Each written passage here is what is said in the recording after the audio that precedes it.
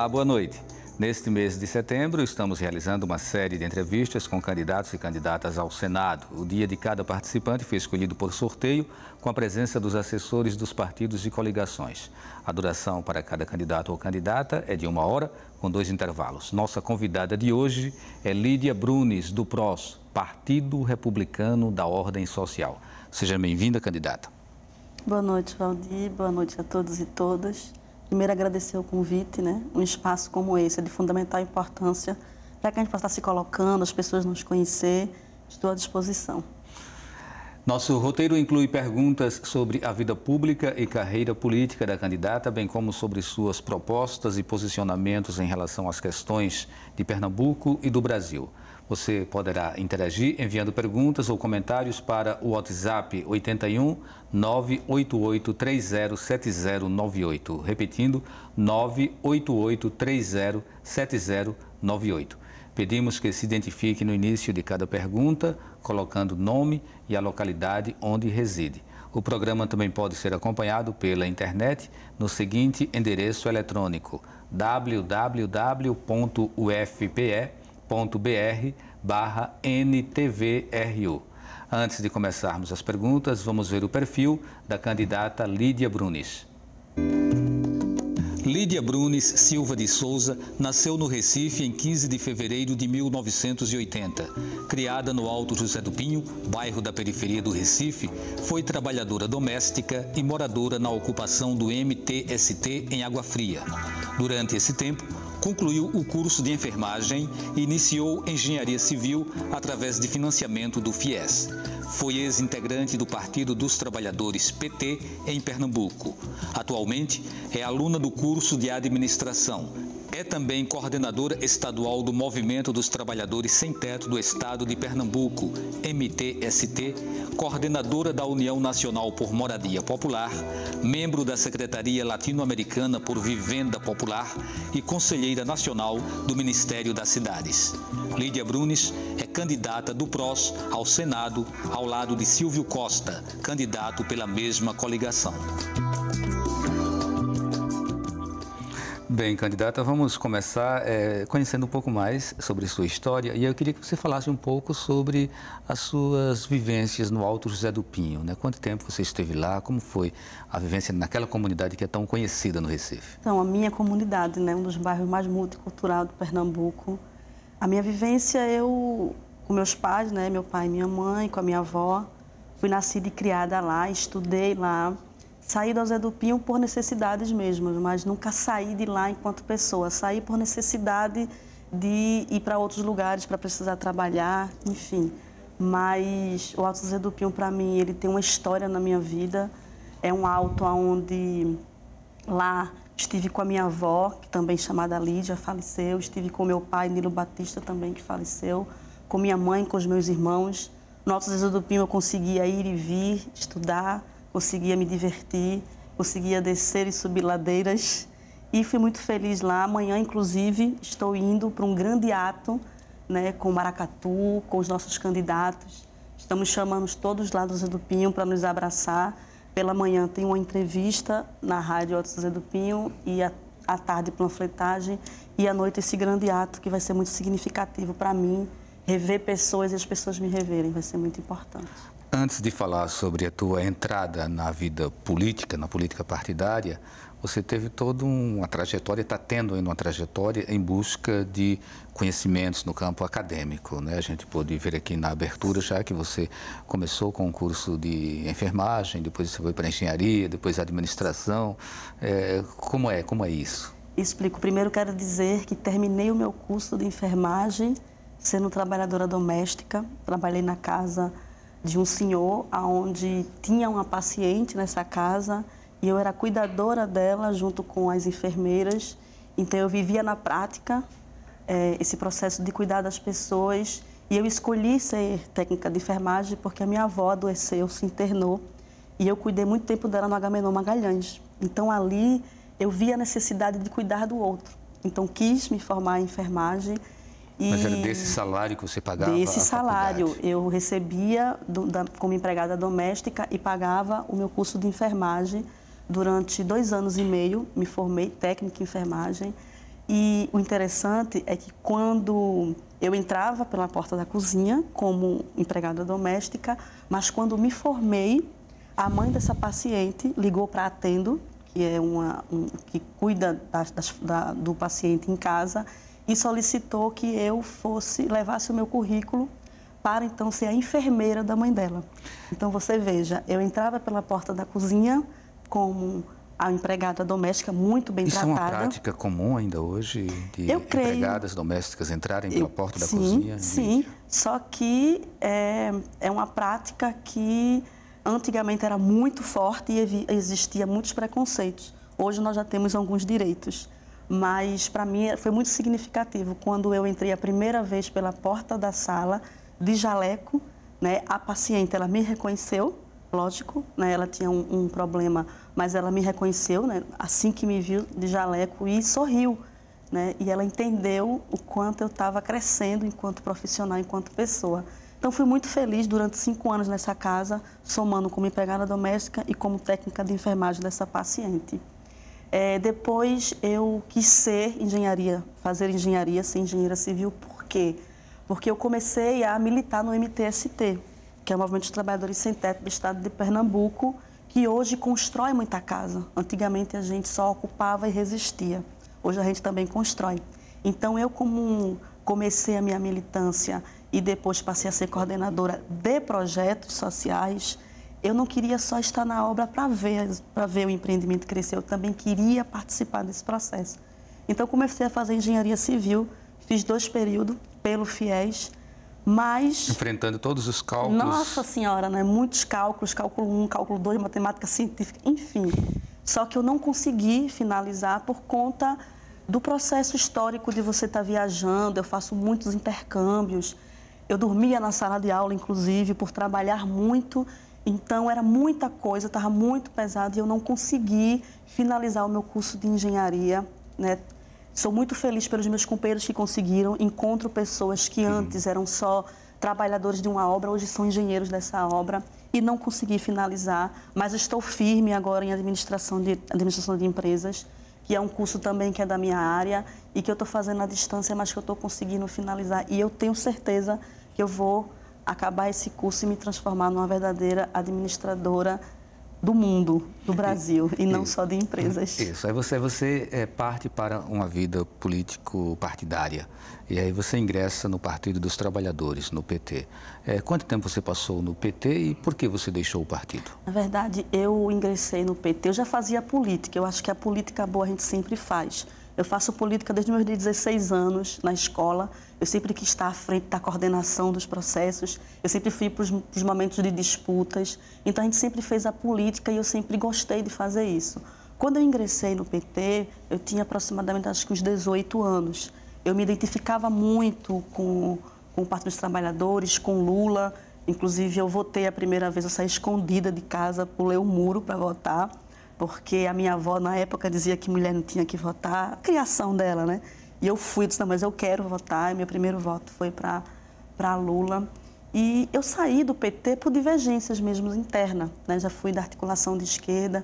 Existia diálogos que eu não me sentia à vontade, porque não se permitia ter falas, e sim era aquilo e aquilo mesmo. Então, eu me retirei do PT, mas como militante, eu não me desfiliei, né? Eu fui filiada ao PT até 5 meses atrás. Eu só não estava mais atuando. Eu continuava fazendo a política, mas não enquanto petista, e sim enquanto Lídia, enquanto militante pelas causas sociais. Mas saí do PT foi aproximadamente 5 meses. Agora você faz parte de uma chapa, que é a chapa majoritária do Pernambuco, que você quer, né? Que é encabeçada pelo Maurício Randes. E aí tem o Maurício Randes, homem, candidato ao governo, tem a Isabela de Roldão, candidata a vice, que é do PDT, o Maurício é do PROS, você é do PROS, e tem também o Silvio Costa, que é um político com vários anos na estrada, né? Já passou por várias legislaturas. É muito peso, muita responsabilidade entrar numa chapa como essa, candidata ao Senado, não é? Depois de ter passado pelo que você passou até hoje? Então, assim, para mim não é peso, para mim é uma responsabilidade e uma missão dada. E missão dada tem que ser cumprida, né? Os movimentos de moradia entendiam que a gente precisava de espaços como esse. A gente sempre lutou muito, sempre foi muito para o enfrentamento, mas a gente não tinha pessoas que dialogassem com as nossas necessidades, de fato, em espaços como venerância, como deputado estadual, como Senado. A gente vê muita gente que defende muitas bandeiras, mas não a específica da moradia. Inclusive, eu vinha como deputada estadual, eu não vinha como senadora. Mas, com esse golpe, porque a palavra que se dá é essa, que foi feito com Marília Reis, que inclusive Marília ela vinha como governadora de Pernambuco e o PROS iria apoiá-la, com esse golpe que teve, se criou-se a Frente ao Pernambuco que você quer, né? Que inclusive o Maurício Rando estava lá na sua zona de conforto, não pensava em vir, mas foi chamado, se filiou ao PROS, veio como governador, se tinha na chapa o Silvio Costa e se pensou no nome de uma pessoa que dialogasse com as necessidades, que fosse povo, que não tivesse só cheiro de povo, que fosse povo. Então, dos 54 candidatos a deputado estadual, o PROS, o PDT e o Avante sentou e viu que o meu nome seria um nome bom, um nome forte, e eu estou nessa chapa, muito feliz com esse desafio, não acho que seja pesado, acho que a gente está fazendo a política boa, a gente é uma coligação que dialoga, que conversa.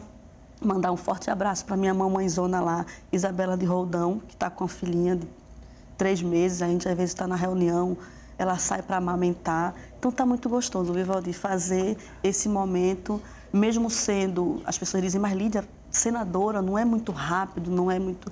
Mas para mim está sendo muito significativo, muito importante, enquanto mulher negra, enquanto mulher que vem da periferia, estar candidata ao Senado por Pernambuco. Isso para mim me honra muito. É muito comum as pessoas estarem cada vez mais arredias ao mundo da política. Claro. E o que se fala é que você entra para a política, você se corrompe. Infelizmente, é essa a imagem que se tem hoje do político brasileiro, né? Um político onde tem pessoas que são corrompidas e pessoas que depois que chegam também se corrompem. De que maneira você vai trabalhar isso na sua cabeça para que você acabe não representando mais um desses políticos ou dessas políticas que acabam decepcionando o seu eleitor? Com certeza eu não irei decepcionar o meu eleitor. Espero não terminar como Marielle, espero realmente seguir a minha carreira, a minha trajetória política, fazendo a política boa, a política para o povo e com o povo. Por que eu digo isso? Porque eu sei quais são as dores, porque eu vivencio ela. Eu sei o que é que as pessoas necessitam, porque eu necessitei muito tempo dela e ainda necessito. Então, eu vou fazer o meu trabalho enquanto cidadã pernambucana, enquanto mulher que vai discutir as políticas para as mulheres, enquanto mulher que vai discutir as políticas para jovens, para idosos, para homens, para mulheres. Então, eu tô muito preparada para lidar com esse processo que pode vir a querer me corromper, porque eu já trabalho com isso, eu vivencio isso. Então, eu jamais serei corrompida, eu irei fazer o meu trabalho com o povo e para o povo. Como senadora, de que maneira encararia a questão de uma reforma política? A gente já teve alguns princípios aí de reformulação, né, da nossa legislação política, mas ainda é possível se mexer em muito, né? Inclusive na questão da participação feminina, que hoje está em torno de 30%. Qual é a tua visão sobre reforma política? Primeiro, reforma política ela tem que ser dialogada com a sociedade. Não dá para fazer reforma política com alguns. Eu acho que a reforma política tem que, de fato, ser implementada, mas primeiro tem que ser escutada. O que a população pensa da reforma política? O que a população quer para a reforma política? Então, eu acho que ela tem que ser ouvida com o povo, ouvida pelo povo e ser feita com o povo. Acho que é isso. Mas o parlamentar também pode propor, né? Pode. E aí, o que você proporia? Pronto. Eu quero propor uma reforma política onde tenha menos partidos e mais políticos que façam e que dialogue com as nossas necessidades. Acho que essa coisa muito cheia não... A gente tem um pluripartidarismo, a gente tem 35 partidos hoje. Sim. No outro momento, a gente teve 2 partidos, né, que foi Arena e MDB. Sim. A tua ideia é que a gente tivesse em torno de quantos partidos? Olha, eu acho que números eu não tenho, mas eu acho que não é a quantidade, e sim a qualidade desses partidos que vão trabalhar para a sociedade. Mas os partidos, eles aceitariam a extinção? O PROS, por exemplo, aceitaria ficar de fora, ser extinto dentro de uma reconfiguração como essa? Acho que se o partido ele tem uma história de fazer com que haja mudanças significativas para o país, eu acho que esse partido não deve sair. Então, acho que o PROS ele não iria querer sair, acho que eu não iria querer sair. Acho que nenhum vai querer sair, né? Sim, mas tem que haver essa reforma, tem que haver esse diálogo, tem que ter essa necessidade dessa reforma política para que a política ela seja em prol da sociedade e não dos políticos. A gente faz um intervalo e a gente volta daqui a pouquinho conversando com Lídia Brunes, candidata ao Senado pelo PROS.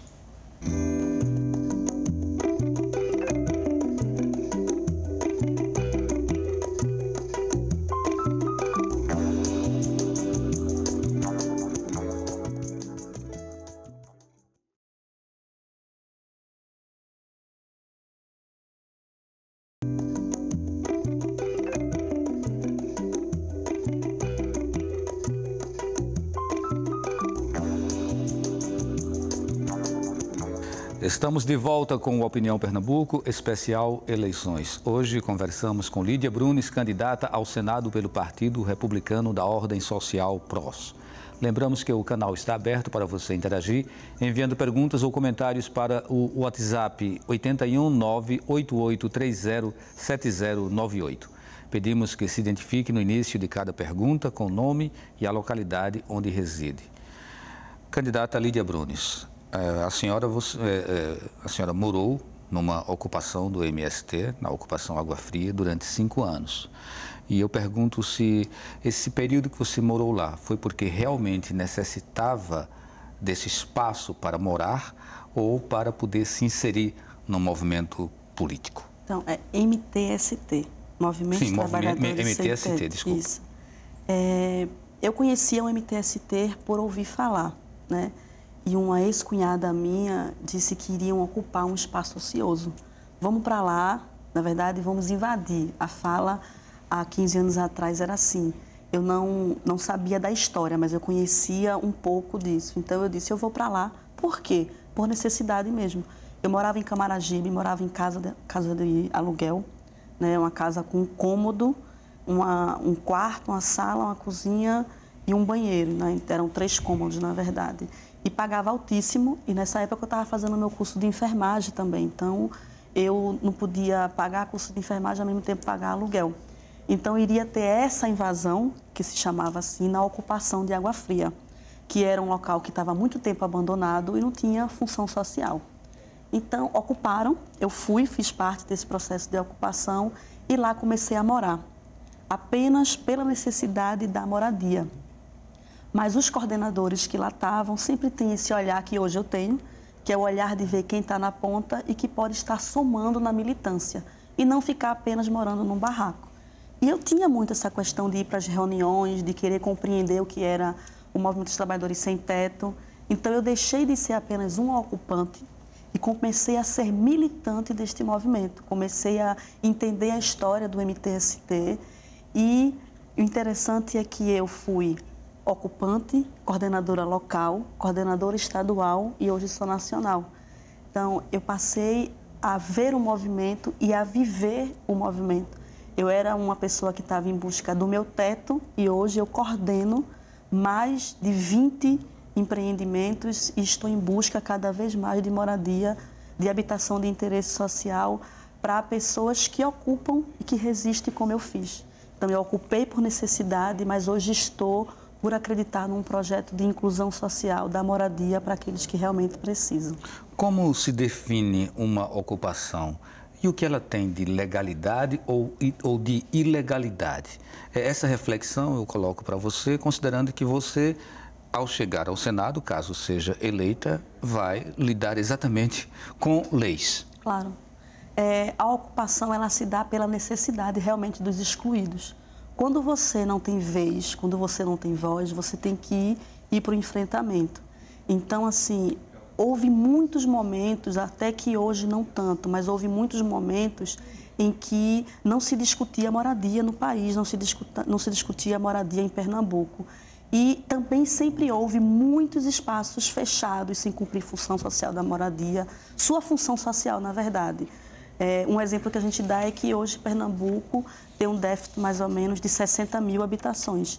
E nós temos, Valdir, se você for ver em Recife, 41% dos prédios fechados, sem cumprir função, pelo contrário, espaços de matadouro, de estupro, de violência. Então, ocupar esses espaços fechados que não cumprem função social é justamente dar a função a ele. Então, isso em lei é irregular, é você ocupar o que é do outro. Mas, ora, se o Estado não está dando função àquela área, o povo vai lá e dá a função a ela. Então, a ocupação é um formato de resistência, de demonstrar para a sociedade que existem sem-tetos que precisam de teto e tem terrenos e prédios fechados. Então, é o ocupar, o resistir e o construir.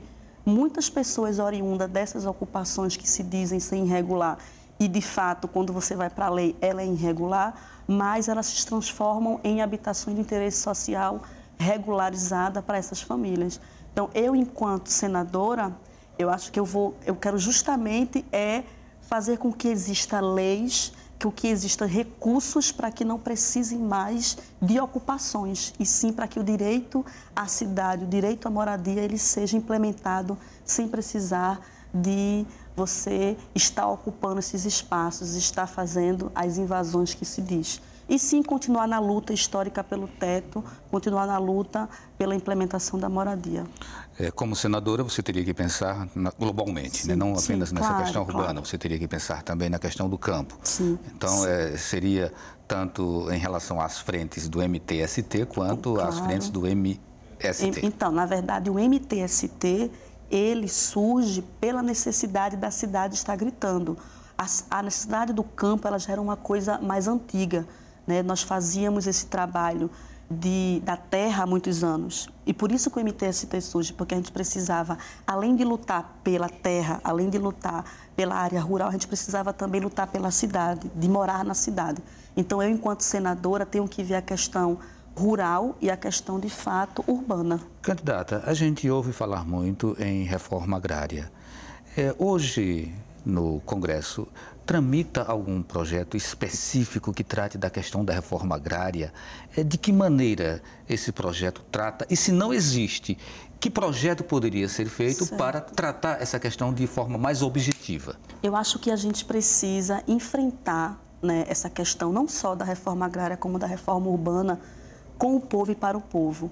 Eu quero, enquanto senadora, se lá estiver, propor leis que dialoguem essas áreas, que também existem muitas grandes áreas com vários donos, com donos que nem sequer fazem uma plantação e está lá à deriva, abandonada, e que a gente sabe que trabalhadores e trabalhadoras necessitam de terras.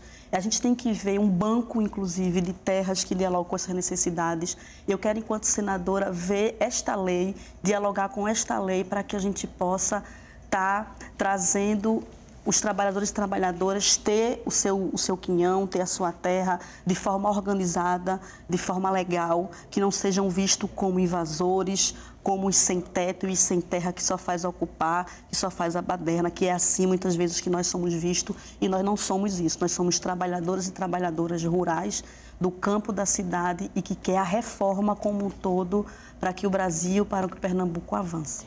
Vamos trazer uma outra questão que envolve gênero, e eu queria até tomar como mote o que aconteceu na passeata ontem lá em Boa Viagem, né? Onde tocava-se um funk pró o candidato Bolsonaro, que dizia, né, ração na tigela para feministas e que mulheres de esquerda têm mais pelo que cadela. Isso está repercutindo no Brasil e eu queria saber o que você acha disso e qual a sua posição sobre as questões que envolvem identidade, ideologia de gênero e esse conflito entre o machismo e o feminismo. Primeiro que o que aconteceu ontem foi uma agressividade, né? O que aconteceu ontem é você agredir mulheres, é você agredir mulheres de luta histórica, mulheres que estão aí para dizer não, e a gente vai continuar dizendo não para o que está acontecendo aí no caso do próprio Bolsonaro. Eu, enquanto militante mulher negra, pelo MTST, pela União Nacional por Moradia Popular, a gente sempre discutiu a questão de gênero. A gente sempre discutiu, nós não queremos ser mais ou ser maior que os nossos companheiros. Nós queremos andar lado a lado. Nós queremos políticas de inclusão e não de exclusão. Nós queremos poder trabalhar. Se eu tenho o mesmo trabalho que tu, se eu tenho a mesma função que tu, por que eu tenho que receber menos? Eu, inclusive, sou uma prova viva disso. Eu estou na coordenação deste movimento, né, a qual era 2 coordenadores nacionais, e eu fui eleita para a coordenação nacional não apenas por ser mulher, mas por também ter esse fortalecimento, ter essa luta histórica. Eu volto a repetir, o que a gente quer é igualdade de gênero, a gente não quer nos dividir, nós não queremos nos dividir.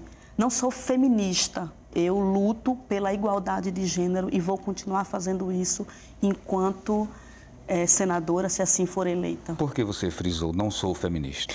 Porque muitas vezes, eu estou em espaços, às vezes, de debate e que existe... É muito fácil você dizer, você tem que ser isso e ser nesse formato. Só que a nossa sociedade, quando você coloca uma mulher que vai voltar para a periferia, que vai discutir a questão de gênero, de raça, na periferia, é diferente daquela mulher que vai para a sua casa em Boa Viagem, que tem toda uma estrutura e que tem uma vida de estrutura, e não aquela mulher que está na ponta, numa ocupação. Então, é o que eu estou falando, eu discuto a questão de gênero, de igualdade. Eu não discuto querer ser mais ou querer ser menos. Eu quero ser igual, eu acho que a sociedade precisa de igualdade, precisa de trabalhar junto e de estar juntos. Como a gente pode, num país capitalista como o Brasil, pensar em igualdade entre classes tão díspares como a classe dos executivos, dos empresários e a da massa de trabalhadores, sobretudo depois da reforma trabalhista e da terceirização que estão por aí? A gente pode não só pensar como a gente tem que lutar por isso. Eu estava vindo no carro e eu estava fazendo um comentário sobre a própria questão de quando você se aposenta, né? Um homem que é do campo, né? Que está ali no dia a dia, no sofrimento, no sol, quando se aposenta é um mínimo. Já um executivo que tem o seu trabalho, que é importante, quando se aposenta, é um valor bem maior do que o do campo. Eu acho que a gente tem que pensar assim, Valdir, tem que lutar pela igualdade, tem que ser firme, tem que continuar nesse processo, e que a reforma trabalhista, inclusive, como você falou, retira muitos direitos, dá muita desigualdade. Então, eu acho que a gente tem que continuar lutando, tem que acreditar na igualdade, sim, e é por isso que eu estou aqui enquanto candidata ao Senado, para poder trabalhar e para poder criar leis, emendas, para dialogar com as nossas necessidades e com a igualdade acima de tudo. Essa luta, ela se dá exclusivamente pelo voto? De forma alguma. Essa luta, ela se dá... Quero dizer que ela tem que se dar desde o começo, desde a sua formação, a escola. Essa luta, ela se dá desde o momento em que você está em espaço de disputa, em espaço de discussão com seu companheiro de trabalho, com seu companheiro de escola. Eu acho que o voto, ele é um instrumento primordial para haver essa mudança, sim. Mas eu acho que a mudança, ela tem que vir desde a nossa raiz. Existem algumas denúncias envolvendo o MST. O MTST. A revista Veja, ela publicou em 2014 uma reportagem com a seguinte manchete: como funciona a indústria de ocupações do MTST. A braço urbano do MST, o Movimento dos Trabalhadores Sem Teto, o MTST, controla a lista de beneficiários em programas habitacionais com chantagem e com conivência da Prefeitura de São Paulo. Eu pergunto, qual a verdade sobre o movimento? Como funciona o MTST e de que forma deve ser sua ligação caso seja eleita senadora? Essas denúncias, até que ponto elas têm fundo de verdade? Deixa eu só te explicar uma coisa. Existe o MTST Pernambuco e o MTST Nacional. Nós que somos do MTST Pernambuco, há alguns anos atrás, como eu te falei, havia uma necessidade de discutir a cidade. Existia o MST que discutia o campo urbano e a gente precisava discutir a cidade. Então, nós lá atrás, o reverendo Marcos Cosmo, o coordenador, criou esse movimento pela luta pela cidade. Só que nós estávamos muito isolados. Então, a gente precisava criar corpo a nível de Brasil. Então, nos filiamos à União Nacional por Moradia Popular, que é um movimento que atua em mais de 21 estados. Depois de algum tempo, criou-se o MTST Nacional. O MTST Nacional começou a aparecer em alguns estados. Bahia, Rio de Janeiro, São Paulo. E o Boulos veio nos convidar a nos filiar ao MTST Nacional. Só que não cabia mais, porque nós já éramos filiados a um movimento nacional. Então, só para deixar claro que existe esse MTST que atua em Pernambuco, o qual eu faço parte da coordenação, e existe o MTST a nível de Brasil, que é Boulos e outros companheiros. Veja bem, Valdir, nós que lutamos pela moradia, há muito tempo, como eu já disse aqui, a gente só fazia ocupar e resistir. Nós levávamos cacete, éramos obrigados a sair daquela terra que por muito tempo a gente lutou para construir. Com a vinda do presidente Lula, foi criado o programa Minha Casa Minha Vida, que era um programa que dialogava com o governo federal, municipal e estadual. Nós dizíamos, ô Lula, por que os movimentos ocupam, resistem, são organizados, têm as suas famílias organizadas e não pode estar construindo seus empreendimentos? Então foi criado Minha Casa Minha Vida também entidades, que é o qual nós, enquanto movimento, fazemos junto ao Ministério das Cidades. Não há nenhuma forma que desagregue, não há nenhuma forma que abone a nossa trajetória de luta. Pelo contrário, os nossos empreendimentos, eles são com famílias. Existem os empreendimentos que as construtoras constroem, os próprios governos, que não têm família. Eles constroem a casa, depois eles vão atrás daquelas famílias para fazer o seu cadastro e elas são beneficiadas. O nosso é o contrário. Não existe projeto habitacional de movimento social se não houver famílias. Nós damos entrada na Caixa Econômica, projeto de engenharia e projeto social com as famílias. Então, até hoje, o nosso trabalho é um trabalho organizado, com famílias realmente que precisam de teto. É um trabalho... Existe uma atenção para não haver infiltração. A gente faz, veja, eu tenho uma ocupação hoje. Ocupei hoje Água Fria, vou dar um exemplo de onde eu morei. Existe uma pessoa que vai lá e diz, eu quero morar aqui porque eu não tenho teto. Eu não vou impedi-la dela entrar. Ela vai ocupar, vai resistir. Quando ela for credenciada, existe o chamado CAD único, que não tinha, que antigamente era um círculo vicioso. João recebia uma casa, vendia, ia para outro estado, outra casa. E hoje, o CAD único, ele só te permite ter uma unidade habitacional. Então, se João entrar na ocupação, resistir, e a gente credenciar ele junto ao Ministério da Cidade e à Caixa Econômica, e for visto que o CPF dele, ele já teve uma unidade habitacional, ele não passa mais. Então, é uma unidade por uma pessoa. Então, o nosso movimento é um movimento organizado que trabalha com os sem teto e para os sem teto. Obrigado pela resposta. Nós vamos ao nosso segundo intervalo e daqui a pouco a gente volta conversando com Lídia Brunes, candidata ao Senado pelo PROS.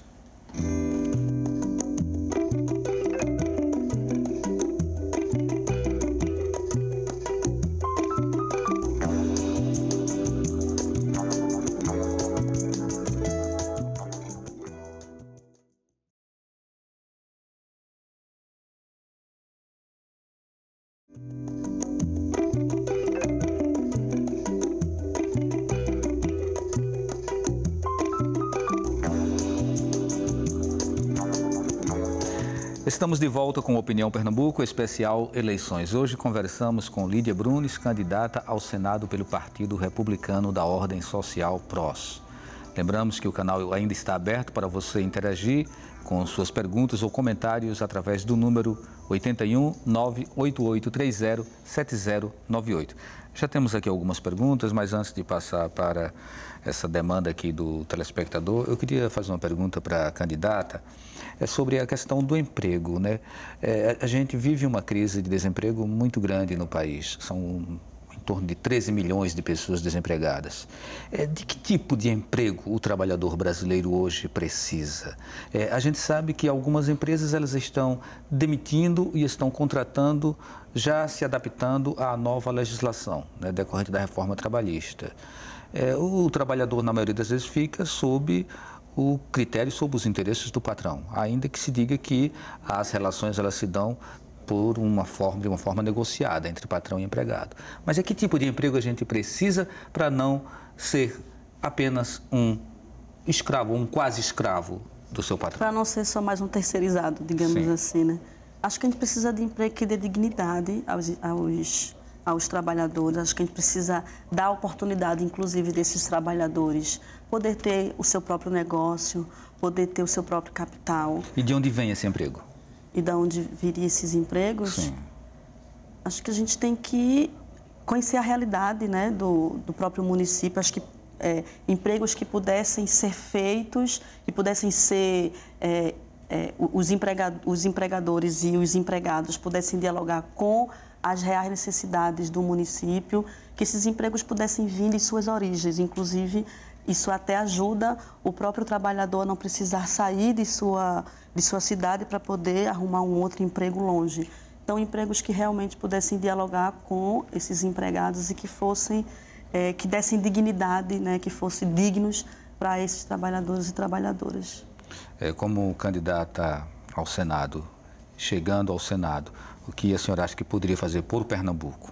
Acho que primeiro rever essa reforma trabalhista, né? Acho que a gente tem que rever porque tirou-se muitos direitos e ver uma forma de estar trazendo mais recursos para implementar nos municípios e implementando, acho que a geração de renda ela acaba aumentando, os empregos acabam aumentando, então é a gente realmente trazer novas propostas de projetos e de geração de renda nos municípios para que a gente possa ter mais empregos. Tem uma pergunta aqui do Eurílio Filho do Pina. Quais serão as prioridades para o povo do sertão pernambucano, especialmente o sertão do Pajeú? As pessoas no sertão estão literalmente sem água. Como a senhora irá defender a transposição e convencer os demais senadores para que esse projeto alivie o sofrimento da população? Primeiro, retomar, né? Porque eu acho que a gente precisa retomar a questão do Rio São Francisco. Acho que a gente precisa estar mais na ponta, estar mais nesses espaços, nos municípios mais afastados, que é o do sertão. Quero poder dialogar emendas, dialogar leis e recursos que possam estar trazendo para municípios como o do Pajeú, município que precisam muito, não só de água, mas de várias políticas. Então, eu, enquanto senadora, vou bater na mesa mesmo, vou bater de frente com os companheiros que lá vão estar, para que a gente possa estar realmente trazendo políticas públicas efetivas para todos os municípios, tanto região do sertão quanto agreste, como região metropolitana. Já que estamos chegando aqui bem pertinho do Rio São Francisco, qual a sua posição sobre a privatização da Eletrobras e particularmente a Chesf? Na verdade, eu acho que a privatização ela está sendo ela tá saindo, tudo que é nosso está indo para fora.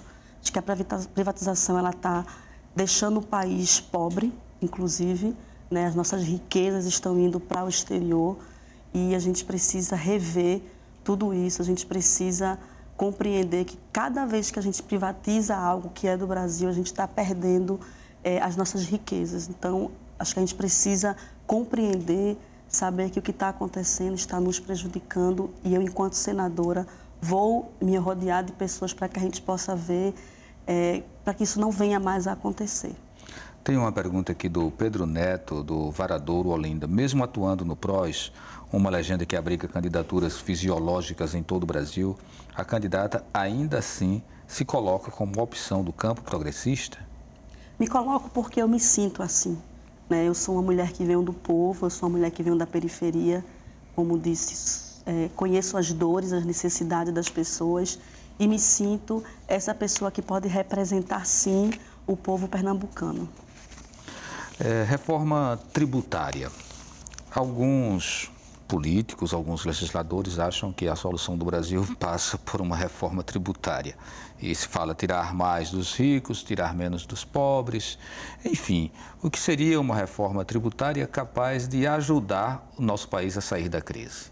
Eu acho que a gente poderia pensar na reforma pelos municípios, né? Os municípios, eles são municípios que são emancipados na política, mas quando chega na questão de tributos, eles não são. Então, eu defendo o FPM, né, que é o Fundo de Participação dos Municípios, que isso venha de cima direto para cada município e que a gente consiga ter esses municípios dialogando realmente com o que pode e com o que não pode em relação a esses tributos. Um novo pacto federativo? Acho que a gente poderia começar por aí. Eu vou enquanto senadora, me rodear disso, vou tentar realmente ver como é que a gente consegue fazer esses pactos para a melhoria dos municípios e automaticamente os seus moradores, o povo pernambucano. Uma outra questão que a gente está colocando aqui para todos os participantes é a questão da reforma da Previdência. A reforma da Previdência, da forma como está sendo proposta agora, ela aumenta a idade de 60 para 65 anos, a idade do homem, e a da mulher de 55 para 62. É claro que eu estou citando apenas o ponto aqui da idade, mas são vários outros pontos que estão dentro desse pacote. Qual é a sua visão sobre a reforma da Previdência e particularmente sobre essa extensão da idade? Eu acho que existem trabalhos e trabalhos. Existem, eu estava dando um exemplo de um agricultor que está lá no dia a dia, com a enxada, e existe o empresário que está dentro do escritório, que cada um tem sua função, cada um tem sua qualidade, mas são serviços e são trabalhos diferentes, né? Você chegar à idade que hoje é o que eu costumo dizer, que a gente está pegando tudo que a gente tinha de avanços e está regredindo, né? Hoje, para se aposentar, você vai morrer e não se aposenta, né? Eu também tenho um exemplo da questão de repente vou até ser mal interpretada, mas uma viúva, né, que vai ficar com o benefício de um coronel, ela vai receber, digamos, R$5.000. Uma viúva de um pedreiro vai ficar com R$800. Então, é uma reforma tributária previdenciária, que não dialoga com as necessidades reais, com o nosso dia a dia. Então, tem que ser revista, tem que pensar no trabalhador como o que é que ele faz hoje, será que ele vai conseguir chegar a tal idade para poder se aposentar? E a gente sabe que não, isso é um retrocesso e a gente precisa também estar vendo essas mudanças em relação à reforma previdenciária. Seria uma voz do não ao projeto que está lá? Eu acho que uma voz da mudança. Eu acho que o que está aí não dialoga. Acho que tem que ver, tem que reformular para ver como é que chega nessa reforma previdenciária. Na questão da segurança, milhares de pessoas, 60 mil pessoas morrendo no Brasil, 4 mil pessoas, 5 mil pessoas morrendo em Pernambuco por ano. E por mais que os gestores públicos falem em diminuição, em contenção, o que a gente percebe no dia a dia é que a violência continua realmente muito assustadora, né? É um terror você sair de casa. Então, como resolver a questão da violência? E aí, fala primeiro em sentido geral, depois a gente faz um recorte para a violência contra a mulher. Eu acho que o problema da violência, ele tem que ser discutido de forma mais abrangente, né? Acho que hoje eu estava numa atividade com os delegados e delegadas, com Maurício Randes, e eles nos chamaram para colocar o que é que eles pensam da violência urbana, o que é que está acontecendo. Então, são os delegados dizendo que a violência está presente, ou seja, o próprio agente ele não tem a sua própria segurança.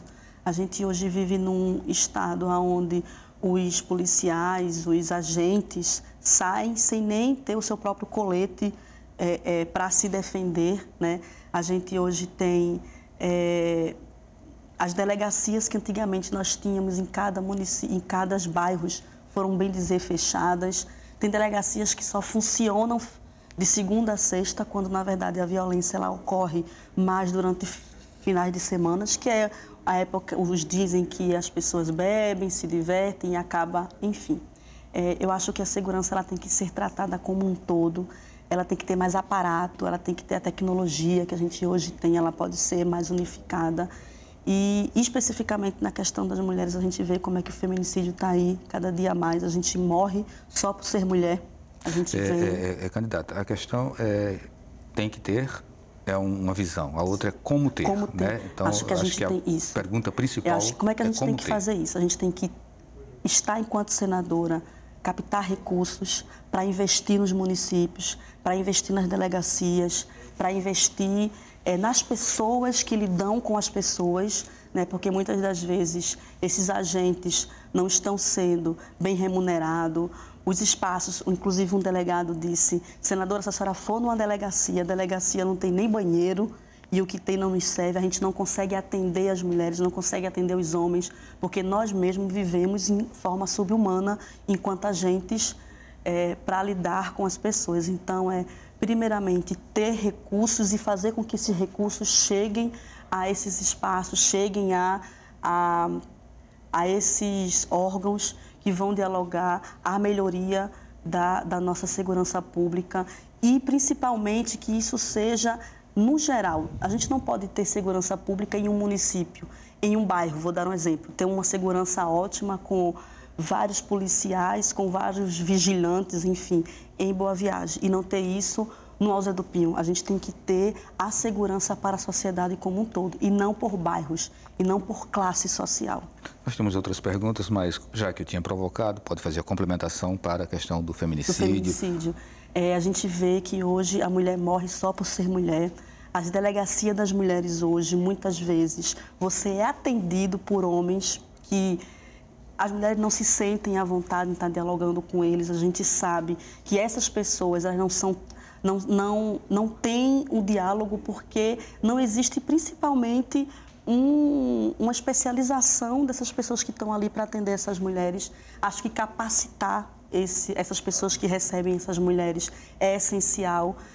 A retomada, como eu estava falando, dessas delegacias em bairros, né? Quando você quer sair de uma ocupação ou da sua residência, quando você chega ao extremo de que precisa denunciar aquele seu companheiro que lhe agrediu e você chega numa delegacia e quem está lá atende e diz, mas é isso mesmo que você quer? Será que se você não voltar para casa não resolve? Então, a gente precisa massificar a educação dessas pessoas que vai nos atender e retomar as delegacias de bairros, porque é um absurdo você sair de Água Fria para poder chegar até o centro da cidade para poder fazer uma ocorrência. Nesse meio termo você morre e não é atendida. O Antônio da Madalena, ele começa afirmando, o PROS é uma legenda de direita ou até do centro. Qual o seu campo de luta? O meu campo de luta é o campo de luta com o povo e para o povo, né? Eu sou de esquerda, me filiei ao PROS, primeiro porque é um partido que eu via que dialogava comigo, é um partido que, inclusive, o João Fernando Coutinho, que é o presidente, estava lá na sua zona de conforto, mas veio massificar ele aqui em Pernambuco. É um partido que eu via que eu não iria ser só ponta, porque existem muitos partidos de esquerda, mas que às vezes você é só a escada, e eu não queria ser só a escada, tanto é que eu estou como candidata ao Senado pelo PROS. Então, eu estou no partido por me identificar com ele hoje e por acreditar que posso ter galgar e estar onde estou hoje. E sou do centro de dialogar com as pessoas. Eu sou uma pessoa que está num partido, mas que está dialogando com pessoas e para pessoas. Houve um momento em que esses termos começaram a passar por uma certa crise, né? A crise, bom, o que é direita, o que é esquerda, e depois vieram centro-esquerda, centro-direita, né? O que é o centrão, o que radicaliza para um lado, radicaliza para o outro. Assim, quer entrar nessa seara? Eu acho muito complicado. É o que é Humberto junto com Jarbas, então eu acho que, entendeu? Então... A Marinete Cabral, Jaboatão dos Guararapes, como profissional de saúde que projetos a candidata tem para o campo da saúde no Estado, que está em situação de calamidade, com filas quilométricas e falta de medicamentos essenciais aos usuários do SUS? Eu costumo dizer que não adianta você fazer grandes hospitais, novos hospitais, e não dar subsídio, não fazer com que esses hospitais que já tenham possam, de fato, trabalhar com as pessoas e para as pessoas. Eu fiz estágio no Barão de Lucena, eu fiz estágio num hospital português e eu via como era diferente, eu via como no hospital português você tinha tudo e no Barão de Lucena você não tinha nada. Por quê? Porque é plano de saúde e o outro é SUS. Então, eu acho que as pessoas, elas devem ter a saúde independente de plano de saúde, independente de pagar plano de saúde. Então, também quero, enquanto senadora, captar recursos, trazer recursos para Pernambuco, para que a gente tenha os nossos hospitais, que são bons, que têm bons profissionais, mas que não são bem remunerados, que não tem os aparatos, que por muitas vezes a gente vê um médico quer até fazer aquele procedimento, mas não consegue porque não existe lá os seus materiais. Então, acho que a gente tem que revitalizar os nossos hospitais, tem que investir nos nossos hospitais para que um cidadão e cidadã possa ir e vir para um hospital e saber que lá vai ser bem atendido e que aquilo ali é seu, é de direito seu. A gente só tem 2 minutos, mas aí um vai ficar para suas considerações finais e o outro a gente poderia dedicar à educação. Certo. A educação, a gente sabe que a educação ela tem que ser de baixo para cima. Não adianta você ter, que inclusive, né, o atual governador ele diz que tem escolas modelos. Eu particularmente não conheço ninguém que estude em escolas modelos. Eu acho que as escolas elas têm que ser modelos em todo o Pernambuco, seja do sertão à região metropolitana. O ensino ele tem que ser de baixo para cima. A educação tem que vir desde criança e não uma educação a partir dos 15, 16 anos. Porque se você não teve uma raiz educacional antes, você mal consegue chegar na faculdade. Estava lhe dizendo como foi difícil para mim, inclusive tive que desistir de fazer engenharia civil, porque eu saí da escola, saí com 18 anos e voltei para a faculdade com 28. Não tinha nenhuma formação mais de matérias para poder conseguir me formar. Candidata, 1 minuto para a senhora dizer por que quer ser senadora por Pernambuco. Okay. Quero ser senadora, primeiro, para dar dignidade à política. Quero ser senadora não só para levar a bandeira da moradia, mas para poder levar a bandeira do saneamento, do transporte, da saúde, da educação, da segurança. Quero poder criar leis, emendas, poder trazer recursos para Pernambuco, me rodear de pessoas que sabem o que são as dores das necessidades, para poder realmente ter um Pernambuco inclusivo, trabalhar com o povo e para o povo. Peço o seu voto, peço o voto da mudança, peço o voto da confiança e digo para vocês que serei uma senadora atuante. Irei passar em Brasília, mas irei ficar em Pernambuco. Muito obrigado, candidata. Obrigado a vocês que nos acompanharam também. O Opinião Pernambuco de hoje fica por aqui. E amanhã a gente retorna com esta série com o candidato ao Senado, pastor Jairinho, da Rede Sustentabilidade. Boa noite e até lá.